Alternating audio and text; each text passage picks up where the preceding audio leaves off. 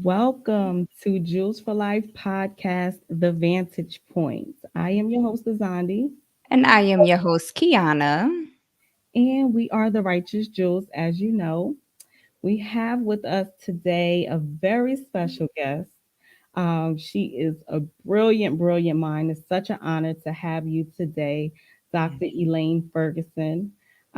She is absolutely brilliant. And we don't just throw words around on this show. When I say brilliant, this is a woman who, at age 10, said, I want to be a doctor. And from that point forward, she went and she accomplished that goal. And I mean, we say things when we're kids, but how many of us really go forth and achieve that? So it's really, really an honor, and you inspire us so much. So we just want to cover some topics today. We want to first let me just give a little bit of your accolades. She has helped thousands of patients activate and unleash their unlimited true health potential to reverse and heal chronic diseases. She has shared her unique approach to health with millions of people via her PBS special, Super Healing Secrets, and she has an international best-selling book, Super Healing. She has many programs put in place right now, and through those programs, she is changing lives. So, thank you for joining us today. Yes, thank you. And Thank you for having me. no problem. With no further ado, we're going to get started because there's so much to cover in such a short period of time, and we just want to fit it all in. So, are you ready, sis? Yes, I am ready. I'm ready. So, again, thank you for coming on to our show. We have watched, as I said before, we have watched many of your interviews, the super healing the broadcast that you had on PBS was amazing. So we are definitely honored to have you on. And this episode we're going to get into racism and how that plays a role on the health of Melanites, Nubian people, and all in all. So we all play different roles in this awakening journey. So what Mm. would you describe as your contribution to the healing of Nubian Melanites globally? Oh, my contribution. Oh, wow. Well, before I even begin to answer that very profound question, I want to acknowledge you, Kiana, and Azande for the beautiful work that you're doing and the beautiful light that I see coming from both of you. Thank you. I had just said to someone earlier today that I'm so happy to see our, for me, you're my next generation, but our next generation of African Americans and African people around the globe doing work to help our people. So thank you for what you're doing. So Yes. to answer your question, what is my contribution? I don't think of myself in terms of making a contribution. Honestly, I think of myself as providing service and giving to my people. So I answered in that way because it is up to our people to tell me what my contribution is in terms of how they receive it. Mhm. So as Azande mentioned, I decided I wanted to become a physician when I was 10. I honestly feel like my soul spoke to me because it was a very clear message. I'm going to become a pediatrician. And I never changed my mind. I never wavered or faltered. There's other things I wanted to do and I've done, but becoming a physician because I wanted to help people become healthy. That was what I thought doctors did. And when I went to medical school, I quickly found out that's not the case. Medicine is very disease focused and disease oriented. And I'm sharing all this to answer your question as the foundation. So ultimately, my path of wanting to help people, my patients, and my people become healthier, I realized very early on in my training that I wasn't going to learn it there. I was going to learn about disease and how to treat diseases, which is very important. But the full picture of understanding the mind, the body, and the spirit was not happening in medical school. Mhm. What I saw in medical school in terms of miracles did stimulate me and urge me and encourage me to continue my search once I finished up my residency and started practicing. So we'll fast forward to today because I practiced holistic medicine for quite some time. how I perceive my service at this particular juncture in our history is to be of assistance, in particular, helping our people to understand, number one, that they have an amazing body, a magnificent mind, excuse me, and an indomitable spirit. And these aspects of being are the foundation of our health. We are taught that we are a disease oriented machine, and that's just an untruth. It's not factual. It's an imposition of the scientific approach of Western Europe. So that's the foundation. Recently, due to some of my personal experiences, I've come to see in a very profound and significant way the role that racism plays in terms of our health and well-being. That it is a dramatic toxin, a significant health risk factor as defined in by the government, by academicians, as well as by medicine itself. It's a public health emergency. But for us personally, it impacts our health dramatically and tremendously and significantly. And we don't know how to address it. We don't know what to do. We, in general, think we're supposed to grin and bear it in silence, or to medicate ourselves in ways that are not healthy, to cope in ways that we don't consciously address, that perhaps are not as helpful as consciously addressing these issues.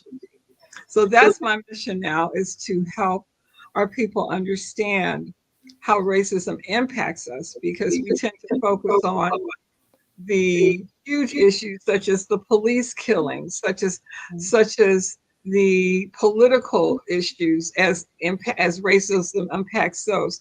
And we don't think about how it impacts us individually.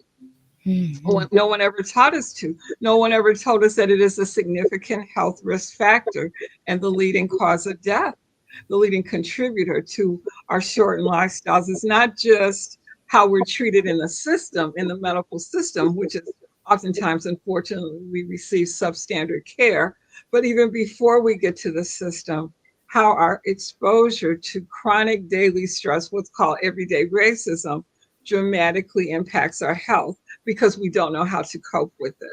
We don't know how to manage it, and we don't know how to rise above it and overcome it. So we internalize the stress because we perceive ourselves as victims, when in fact we're actually victors. Somebody said, well, what's your definition of a victor? I said, any Black person that opens their eyes every day. Yeah. Not get out of bed. I used to say get out of bed. I said, open your eyes, because you open your eyes to face another day of a dehumanizing, challenging experience that was not designed to be. We were designed to live on this planet in harmony and earth and in the abundance that our ancestors knew and developed and expressed, not in the midst of suffering, not in the midst of dehumanizing conditions. So if Right. you wake up and open your eyes to face another day, you're my hero. Okay. Right. I That's, love that's that. yes. I And truly we love have thank you. One of the things I've learned most importantly and significantly about how we deal with anything, but racism is in particular, is our self-perception, our identity. Do we think of ourselves as this body, as a Black body that is being um, assaulted by racism in terms of our daily experiences? And do we think of ourselves, when we present ourselves to the workplace, that we're going into, face these challenges without any support, that we feel very naked and alone and targeted, and all those things that are very valid and real? I'm not seeking to dispute those. What I am seeking to suggest, and I know to be true, if we begin to perceive ourselves differently in terms of the truth of who we are, in terms of the fact that, number one, we're heroes when we wake up and victors, and we begin to become aware of the resources that we have internally, our magnificent minds, our indomitable eternal spirit, as resources to help us heal, it changes everything. And I've seen it change within myself, and I've seen it change within others who are willing to dare to face racism instead of running away from it and pretending, not necessarily pretending that it doesn't exist, but ignoring its impact on us personally and individually, and being too afraid to consider maybe there's another way. Maybe there's something I can do. Right. Now, Right. Or before even we speak. reach the healing, if you don't mind me asking, before we reach the healing itself, I kind of want to go back to how exactly racism affects us. As a physician, when we are dealing with this system of racism, white supremacy every day, because it seems like our people, looking at our people, we're the only people who actually defend our oppressor. We're the only people who praise our oppressor and who actually live in their image and after their likeness, right? So, how does racism, when we come in contact with the many forms of it, when it's how does our brain process, how are we internalizing it and then normalizing it for us to not see its impact on us, if that makes sense. Yes, well, racism is the impact that racism has had us at many levels. Is multifaceted in terms of our history, in terms of our current experiences. So I'll focus on the individual response to racism. First of all, we have been, as you said, we've been conditioned. We have been conditioned. We have been traumatized. We have not had the ability or the opportunity to simply develop as human beings. We have developed since 1619 in this culture as enslaved people. So that in and of itself has an impact on us in terms of particular impact that, let's say, contemporary today, how it affects us beyond the history of it and that historic as well as cultural as well as familial and legacy impact. I don't like to use the term post-traumatic because it's not post-traumatic, it's ongoing trauma. Right. We deal with ongoing trauma when we are in our mother's wombs.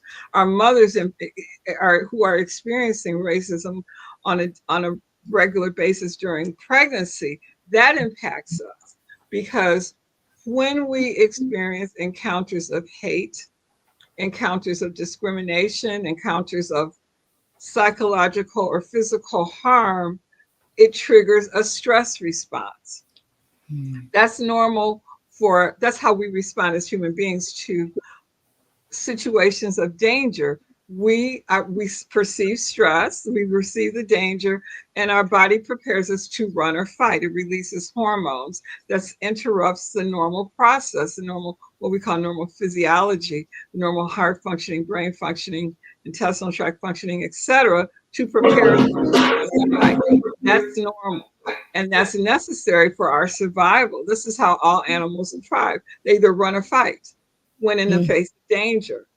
Our challenge has been that we perceive danger on a daily basis due to our interactions with racism, whatever they may be. So we're constantly releasing stress hormones, be it how someone treats us at the office, at the job, how we what we see in the media, what happens just in the course of our daily lives, interacting with others as after we leave our homes, even before we leave our homes when we're looking at the media. So those incidents are stressful and we're releasing stress hormones.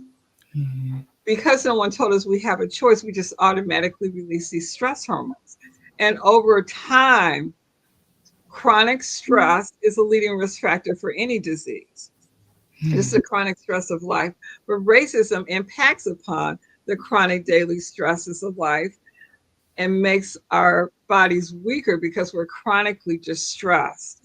When you are acutely distressed, running or fleeing or fighting an immediate danger, that's normal and your body responds and it goes back to normal. But it's the chronic stress every day that we experience that weakens us. It weakens our immune system. It weakens our heart. It weakens our brain functioning. Weakens our ability to even make decisions and to have access to all of the capabilities the brain has. It weakens our intestinal tract and our nervous system. And we don't recognize it because we think it's just our normal reaction. We don't know there's anything we can do about it. So we just tend to either grin or bear it or suck it up and suppress it Mm-hmm. or do something that may not be healthy in terms of coping, be it consuming alcohol, overeating, or over shopping. We just do things that don't serve us. Hmm. What I had come to realize most significantly and importantly is that we have a choice in the midst of these experiences. And as we recognize, number one, that we have a choice, so what are our options?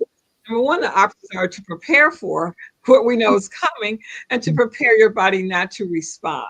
That's that's the easiest thing to do, is to become aware of how your body responds, to talk to it and to change the way you respond. I don't have to do this. No, I Right. don't respond in this way. I can prepare myself by breathing properly, by visualizing a different outcome, by responding differently. That's the baseline. Right. Ultimately, and most importantly, what I have learned is that all stress responses are based on perceptions. So as you change your perception of yourself from being a victim of this, and you have no other choice but to suffer it, to being a victor, to being empowered, to knowing that you have the capacity to rise above it and to respond differently, and it doesn't have to harm you. I share with my members and clients is moving from the storm to being in the eye of the storm, to being at peace, because we Hmm. have this great capacity to endure and overcome anything. That's how the divine made us. And we Right. can do this. I've done it, and others do. And it changes our health trajectory. It stops that harm. What most of us don't know, as we said, is the impact that racism has on our health, that it makes us more susceptible to developing high blood pressure, heart disease, diabetes, cancer, irritable bowel, cognitive decline, anxiety, depression, Alzheimer's, every chronic disease you can think of. When you add racism to the mix, Mm-hmm. big surprise, it contributes. And it is the reason why in the United States more than 200 African Americans die prematurely each and every day.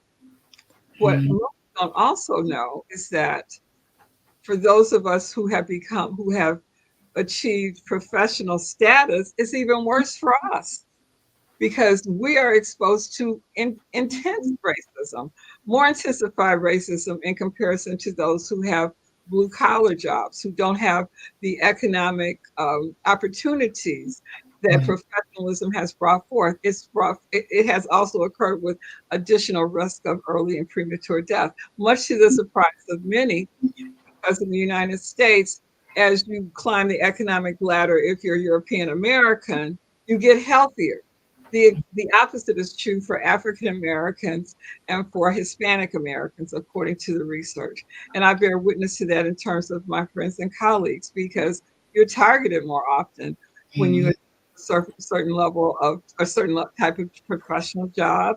I've seen it as a physician. I've seen it in the legal world. I've seen it in the engineering world, etc. So this Right. is the challenge that we face, to learn how to protect ourselves, to Right. stop this harm. Right. And then you even, Kiana, sorry, what did you say, Kiana? no, I was going to even say, especially on top of you climbing the ladder and getting targeted, the conversations that you're waking up our people, our black people. So on top of you being at a certain status, you are now revealing truths about, things that white supremacy doesn't really want us to know or even indulge in. So I can imagine, the level of stress. But you talked about some ways that you cope with stress, and some ways that we can eliminate the amount of stress that we take on a daily basis. But I want to definitely get into, you speak and you teach the foundation of the mind is consciousness. So if consciousness affects the way in which a person's brain functions, especially with stress being combined into that functionality, what part of the brain is being used to tap into different levels of consciousness once you're like, okay, this is a lot. I need to be aware. I need to learn more. I need to do this. What part of your brain are you tapping into when you start to awaken and get to certain levels of consciousness? Well, that is a very good question.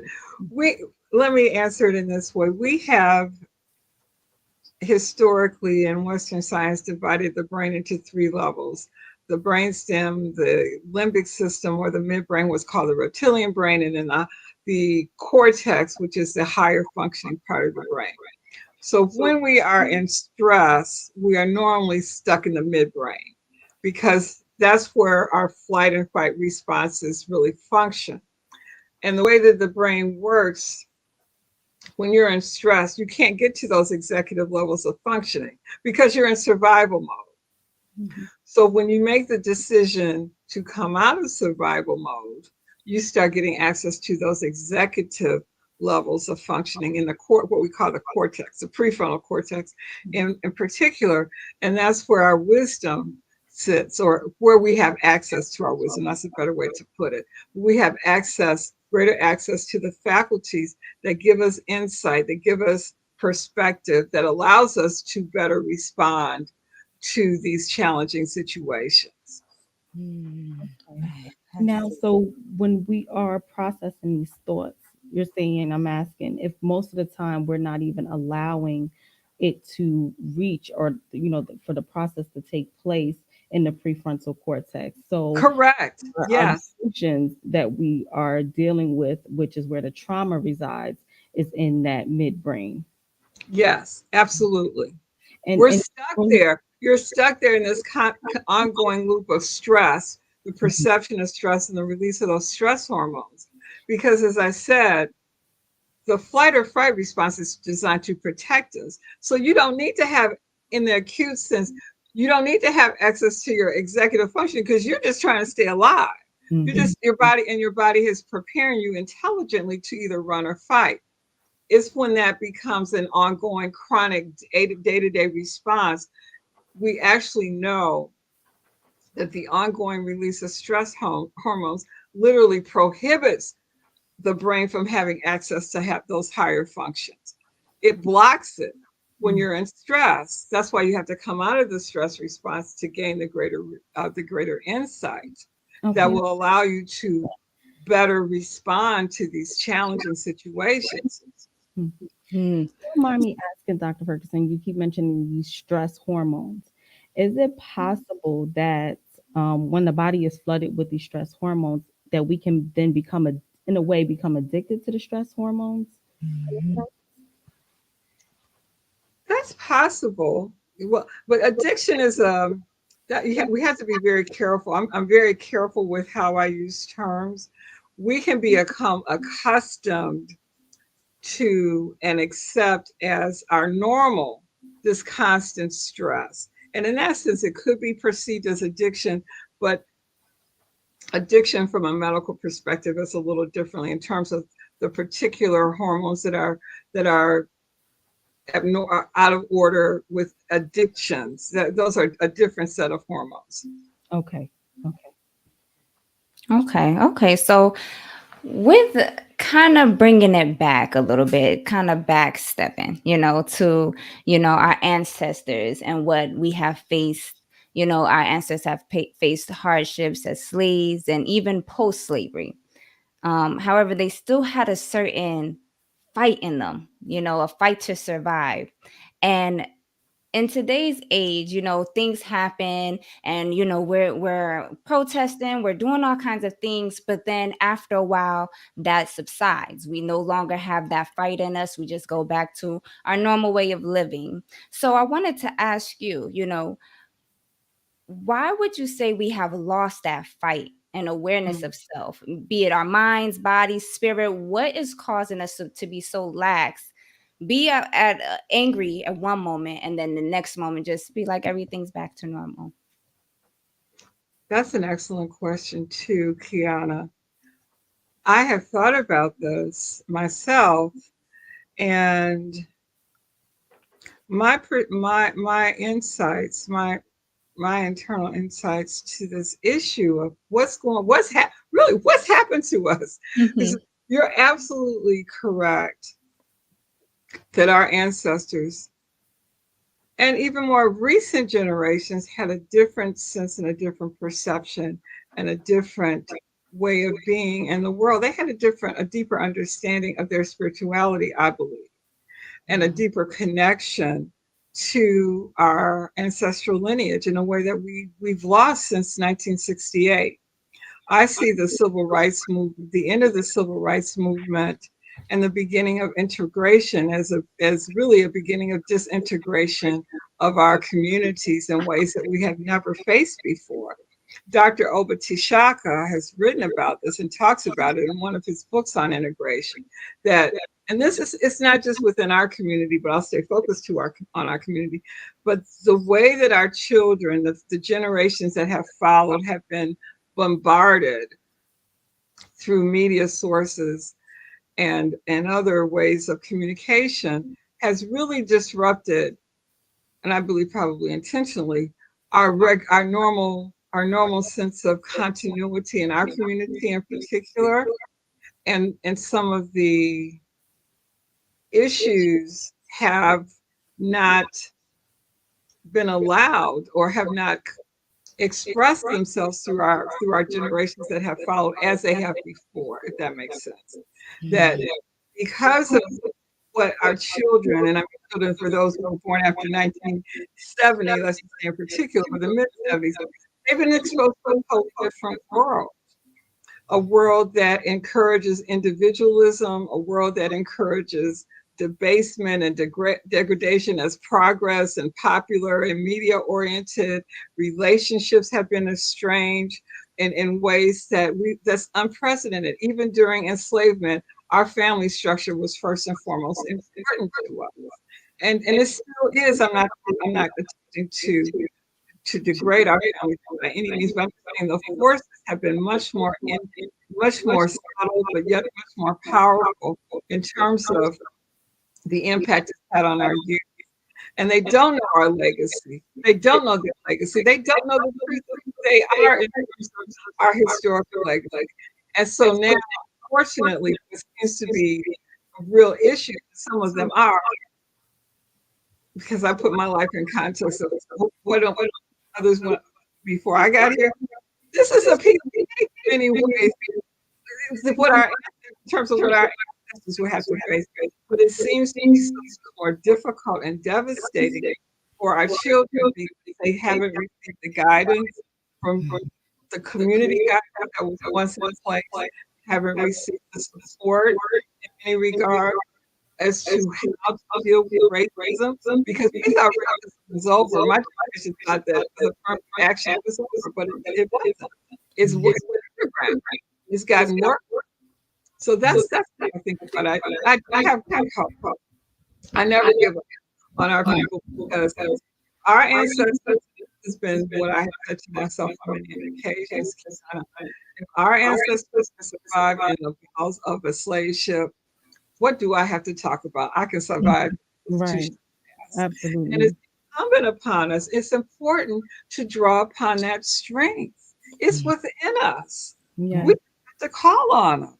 We Right. don't do it. The intelligence, the truth of who we are is in our children. They just have to be shown what to do and share with the fact that they are more powerful and more potent than any situation, any system that they face. They've just been led to believe they aren't, but the truth is Mhm. they, Right, right, because right, everything that we have faced, we are still here. right. Exactly, exactly. Now, before you even go, sis, because I know we have so many more questions, and I know we are going to definitely ask you all the questions we have, Dr. Lane. We do want to take a moment, take a little break, give our listeners time to digest what we have heard so far, because we have a lot to ask you. So, with that being said, to the listeners, thank you for tuning in to the Vantage Point, Juice for Life podcast. Stay tuned, and we're going to go to a commercial and be right back.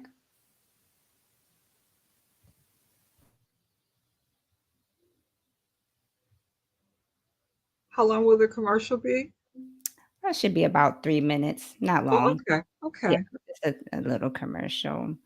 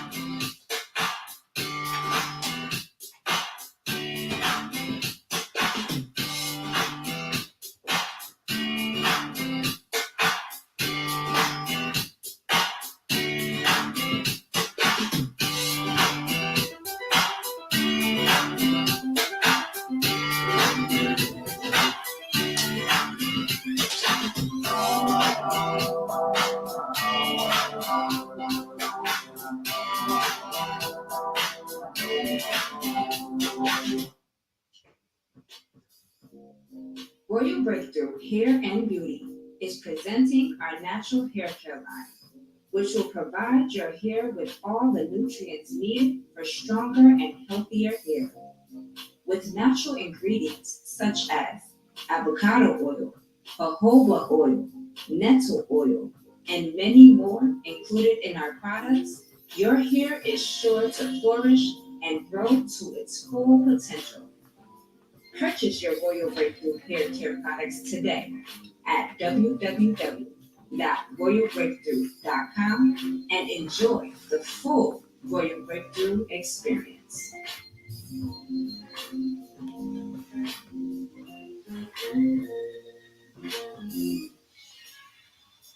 The Mississippi Workers Center has successfully represented workers who have been victims of race and gender discrimination. The Terror on the Plant Floor campaign is an initiative that provides advocacy and organizing support for victims of racially and sexually hostile work environments. The campaign offers legal support and provides a space for workers to develop strategies to confront violating employers and heighten public awareness. If you are a Mississippi resident and feel you have been a victim of discrimination in your current work environment or would like to help and support this campaign, please visit www.msworkrights.org and join the fight with the Mississippi Workers Center for Human Rights. What has happened to the Nubian melanin-white man? My brother, what are you doing? Look at you standing over there. How have you forgotten who you are? Come on, man. You're better than this.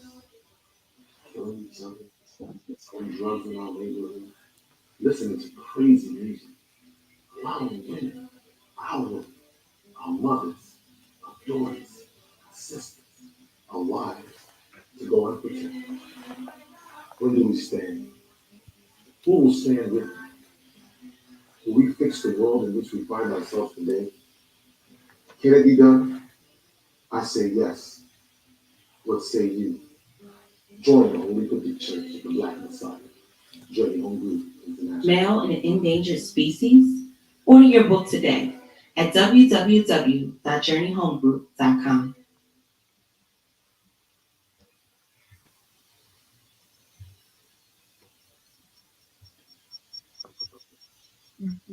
Welcome back. Welcome back. Again, we are here today with the amazing Dr. Elaine Ferguson. We are in the second part of this segment, so we want to try to fit in as much as possible. When we were looking over your great work that you have out and your website and the things you offer, you deal a lot with not just healing of the physical body, but you speak about mind, body, and spirit. So, can you explain to us where does spirit come into play in all of this? What's the importance of it, and how does the healing take place there as well? Oh, yes, spirit. Well, first and foremost, the Western perspective of considering only the physical body as the primary source of life, etc., is very limited. Our ancestors, dating back to the beginning of known consciousness with the people known as the Twa, always recognize first and foremost that we are divine beings on earth having a physical experience. And their understanding of their divine and spiritual nature, and I say divine and spiritual, but by that I mean the divine is the essence and spirit is the vehicle of the expression of the divine into the physical realm. They knew that truth. And so they recognized first and foremost the importance of focusing on the totality of being, not just the physical aspect, but they also understood that the divine is the source of life and the spirit through its expression can address any dysfunctioning that we have physically through spirit as well as through the mind.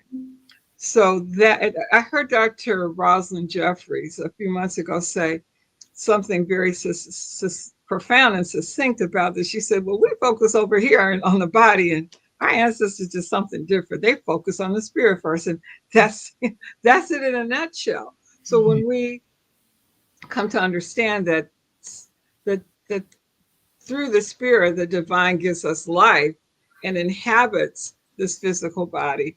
And the issues of imbalance can be addressed from many levels, can be addressed from the physical level in terms of what's the environmental impact, what are we doing to our body that is causing the creation of this dis-ease, which means functioning out of ease, as well as what about our thinking? How do we think? What are we thinking about ourselves or about our life experiences that's causing that stress that is not allowing the body to function with ease? That's why chronic stress plays such a significant role for us in terms of racism, but for disease in general, for any human being, as well as our spiritual aspect, recognizing that our body is and our minds are infused with spirit. And that spirit is the intelligence, it's the life force, it has the wisdom and the insight, as well as the vitality to give us life. That's what gives us life. Right, right. So, what does our spirit allow us to achieve in this day and time we are in right now? You know, we have all kinds of diseases and viruses. We have COVID, monkeypox, all of these diseases. I don't know. Yeah. So, I'm how is our spirit help? You know, how can we help with that? How does our spirit help us to Yeah, cope like with?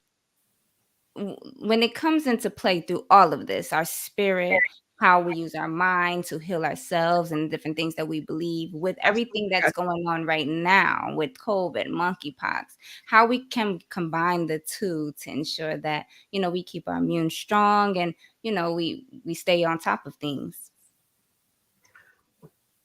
Well, first of all, and I was smiling at your question because it's so appropriate. Because and the other, and I'll be very honest with you, my day job requires that I deal with these pandemics, and I'm just so tired of them. I'm just so over We all pandemic. are.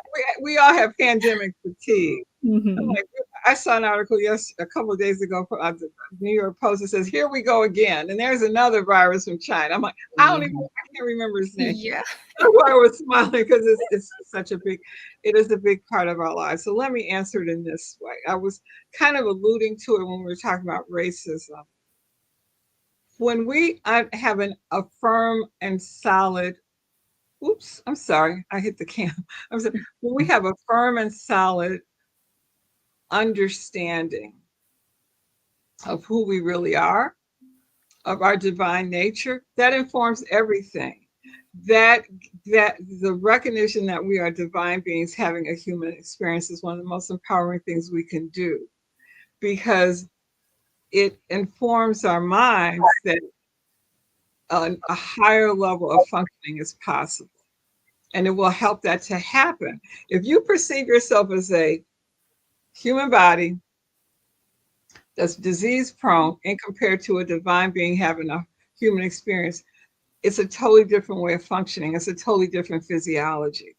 Your body functions differently. Your mind functions differently, and it protects you. I said something about being in the eye of the storm. I think maybe when you are aware of the truth of who you are, instead of being in the storm of challenges that we face on a daily basis, you are at peace and in peace, and you can function in the eye of the storm where there's peace, and your health is not impacted.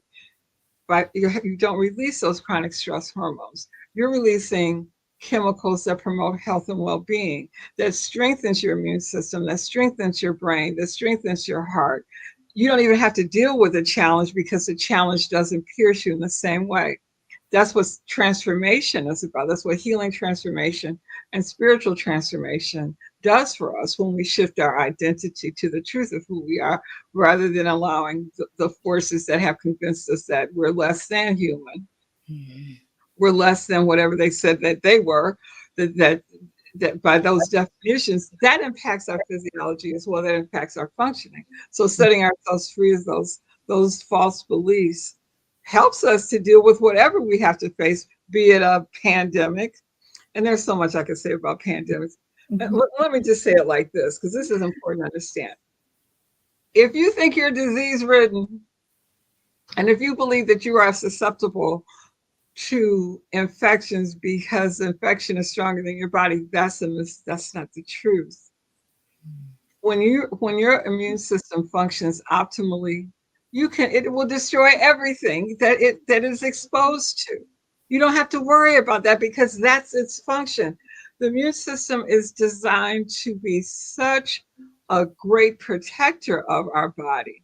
It protects us from everything when it's functioning properly. What we have seen in these pandemics, and they talk about these people are at risk for obesity. These people, the risk factors interfere with the immune system's functioning. But when you have a healthy immune system, you don't have to worry about anything because it's taking care of you. That's how we have survived as a species. Pandemics are not new in the sense of exposure to bacteria and to viruses. So that's the truth. When you have a healthy body, it can deal with anything. It will regenerate anything. It will heal anything. Mhm. We sometimes call them miracles because, to our understanding, they are. But I've seen many miracles happen, as have most physicians. We just don't talk about it because it doesn't fit our paradigm. So we have Right, to whisper about it. right. So with the conditions that we're faced with, how do we maintain that? You said peace. And that's that's something that is very hard for us to obtain. But with once you obtain or you are in that state of peace, how are you maintaining that within the conditions that we're faced in every day? Again, it speaks to perception. Okay. Peace is our natural state of being. That's why when you identify as a divine being, peace comes forth more easily. When not only identify, when you allow it to express through your mind and into your spirit and mind and into your body. So you don't when you are at spiritual peace, you don't have to worry about the conditions. You may be aware of them, but because you're at peace, it's not affecting you the same way. Mm. However, it takes a while to get there, and it doesn't happen overnight. So what I share with my clients and my patients is, number one, and during these, turn off the TV. Yeah. Mhm. Stop deluging yourself with bad news. Yeah. Fear mongering is real. It keeps us afraid. It's made us so afraid we stop talking to our loved ones. Are you serious? I mean, that's rhetorical. But see, Right. you people out of your life because they think different. Mhm. We have had so much fear mongering. It didn't happen overnight, but the degree that occurred since January 2020 is unprecedented. And it's not, we may get a little dips and breaks, but if we stay tuned into these outlets of information, we are constantly stressed.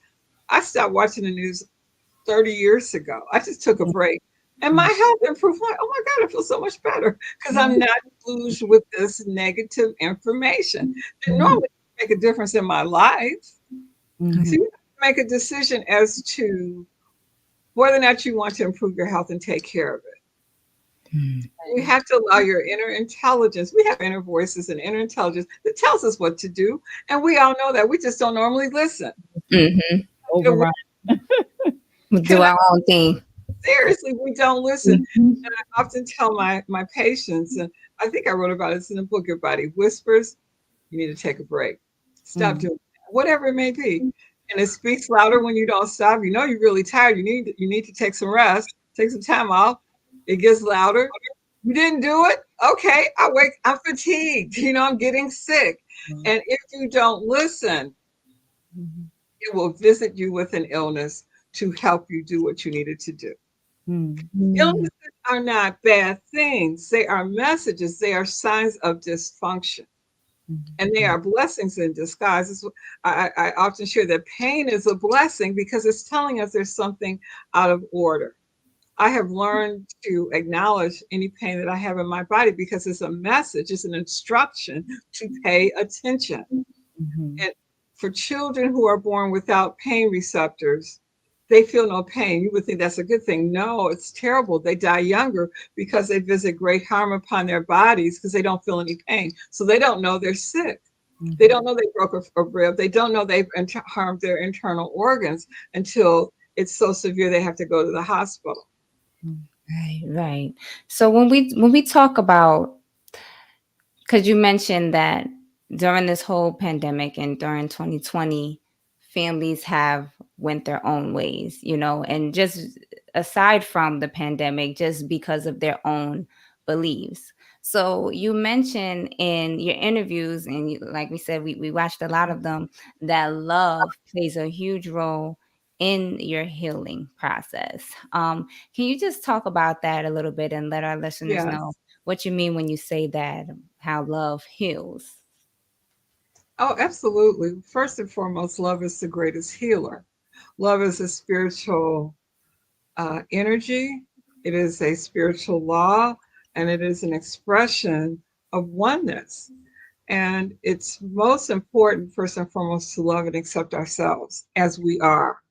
That's the beginning of healing everything that needs to be healed. And when we love ourselves, we can love others.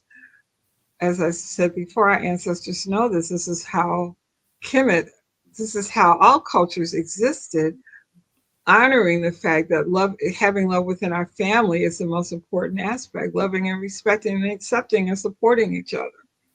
So today, in terms of what's happened tragically to our families and to our communities across the world, as well as to others, we have been led to believe that it's okay to cut people out because they don't agree with us.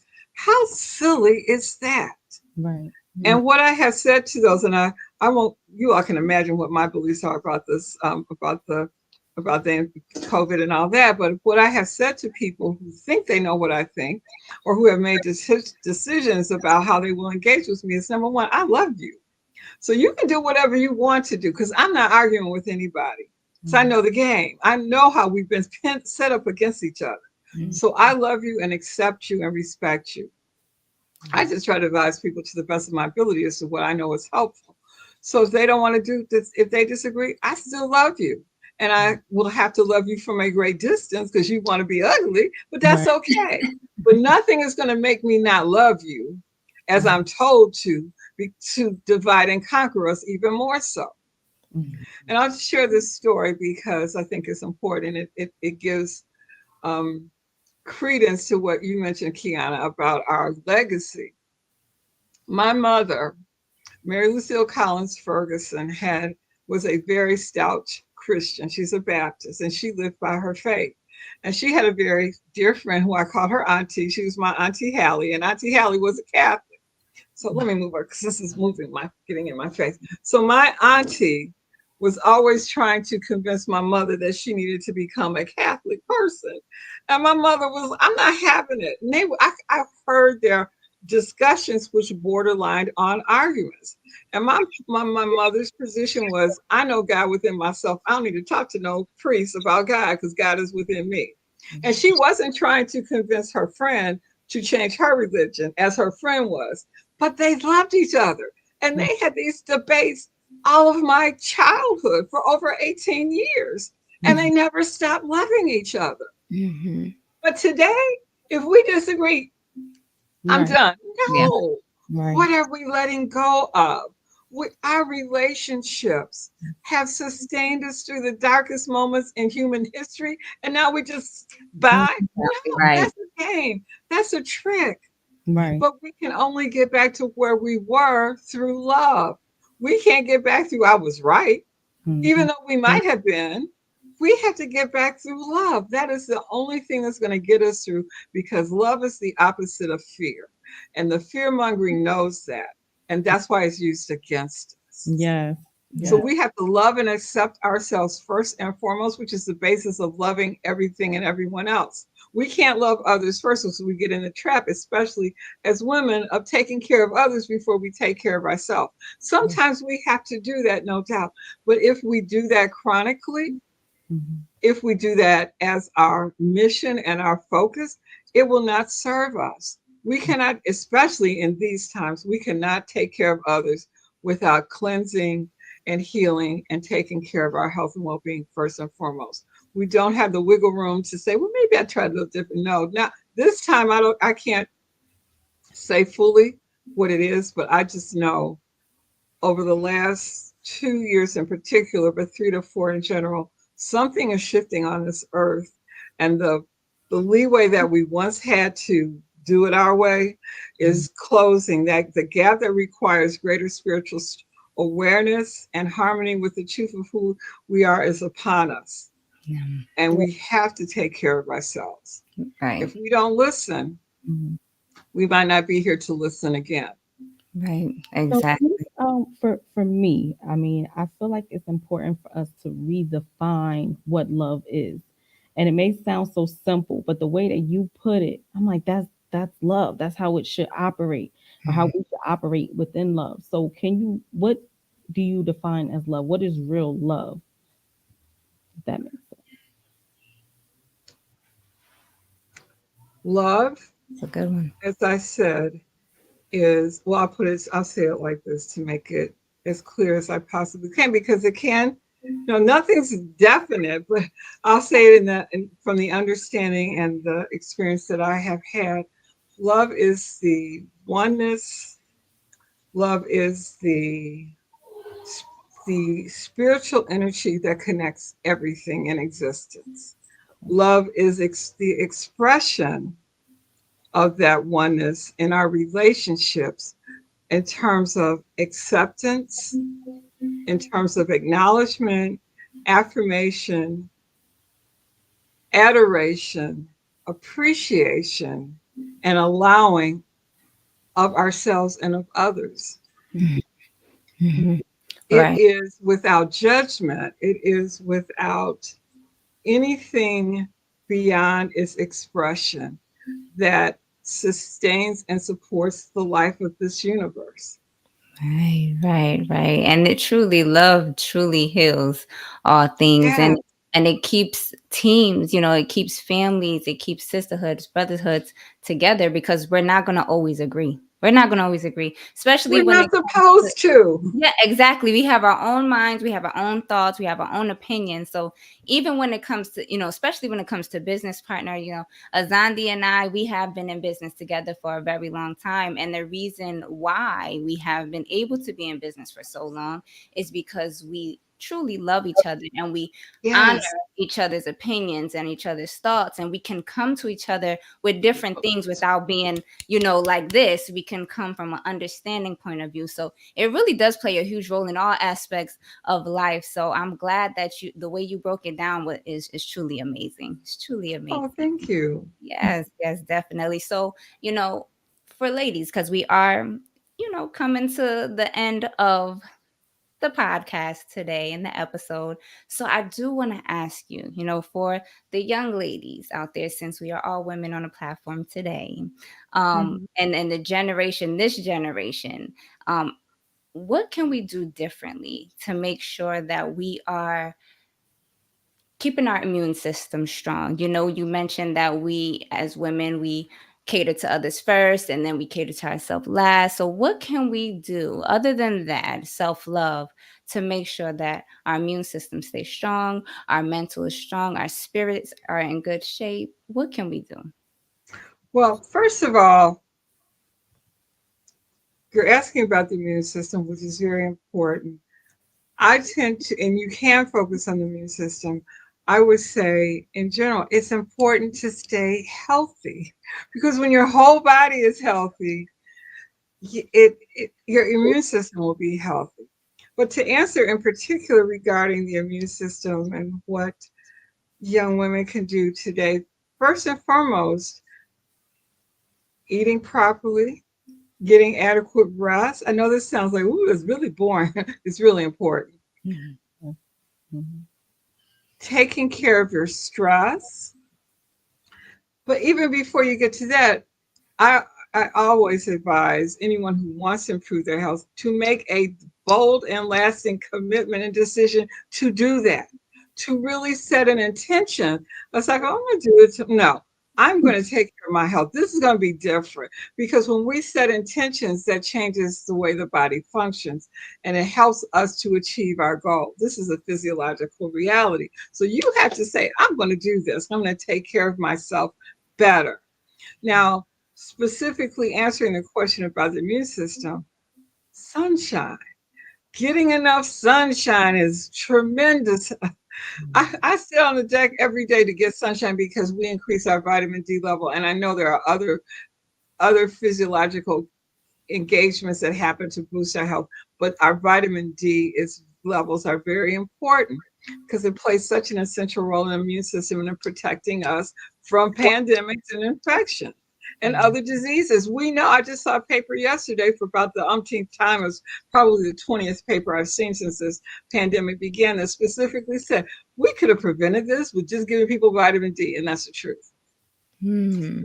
Yeah. Vitamin D is just as important. That's why we have a flu season because our vitamin D levels drop in the wintertime. It's not that we're in the house, we're in the house all the time, but it's the reduction of vitamin D levels that makes us more susceptible to the cold and the flu. I haven't had a cold in 7 years, going almost 7 years. I haven't been sick because I increased my vitamin D to take enough to prevent it. And I take all kinds of supplements. But when I learned the power of vitamin D and its role, not only in terms of our preventing infections and its impact on the immune system, but our overall health is another reason why vitamin D deficiency is that we as African people in these colder climates have more illnesses because our vitamin D levels drop even more precipitously. We have vitamin D deficiency. So, and to take other supplements that help support immune system functioning is very important. To eat healthy foods because inflammation, as you probably heard, is the source of a lot of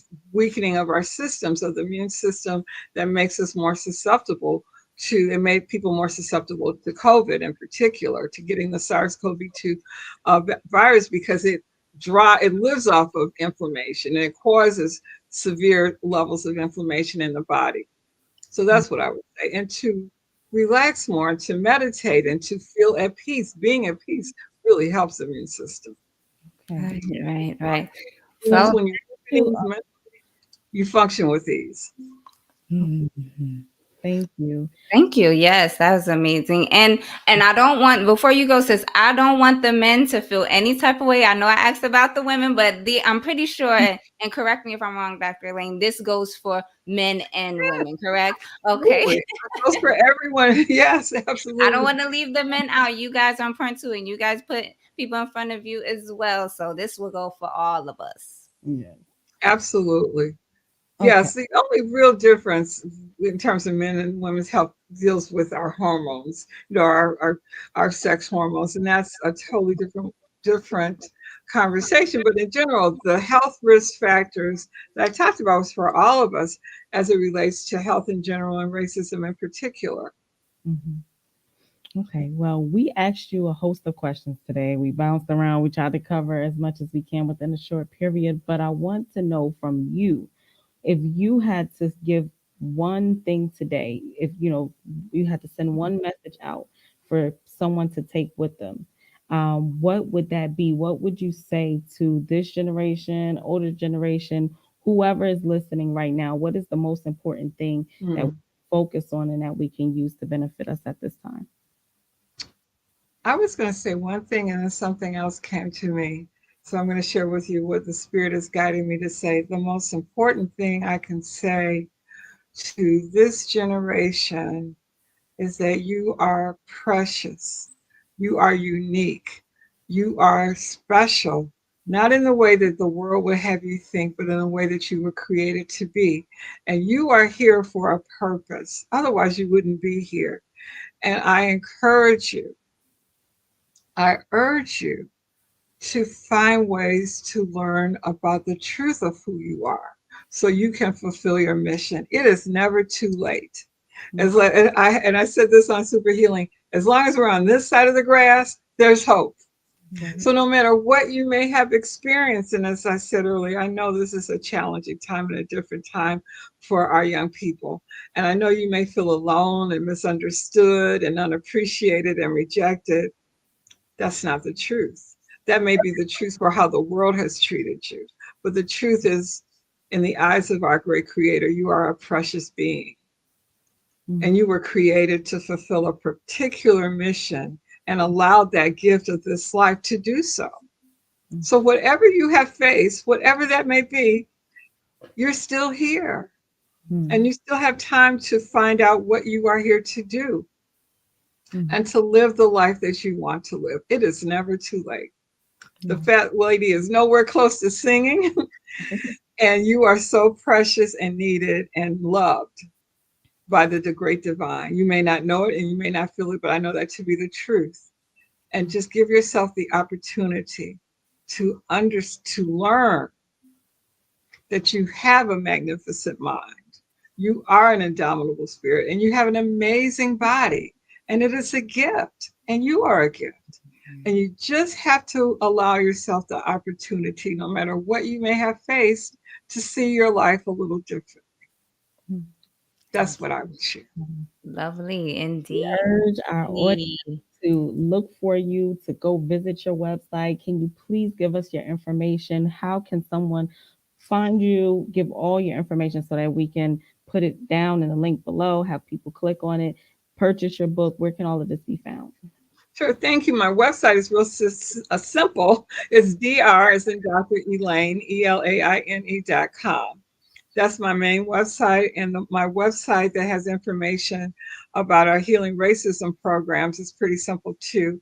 It's Rise and Thrive, RISEAND Thrive.co, not com.co. Okay. Yeah. Thank you. Hey, Thank perfect. We love it. Well, thank you again for coming on to our show you. today. I know that you gave us a lot of information, and we wish that we could touch on so much things, because this episode could really go on for about 2 hours if we ask all the questions that we actually have. But we really appreciate you coming on to our show today. And for the listeners, as Dr. Elaine said, this generation is very important. It's time for us to really get right, get our health in shape, get our mind right, get our body, our spirit right, and back intact. That way we can really move as a unit. So we appreciate everybody for tuning in to the Juice for Life podcast sequel, The Vantage Point. I am Kiana, your host. I'm your host, Zandi. And as you know, we are the righteous Jews, and continue to be great. Stay blessed. Stay aware. Until next time, love is love. Peace.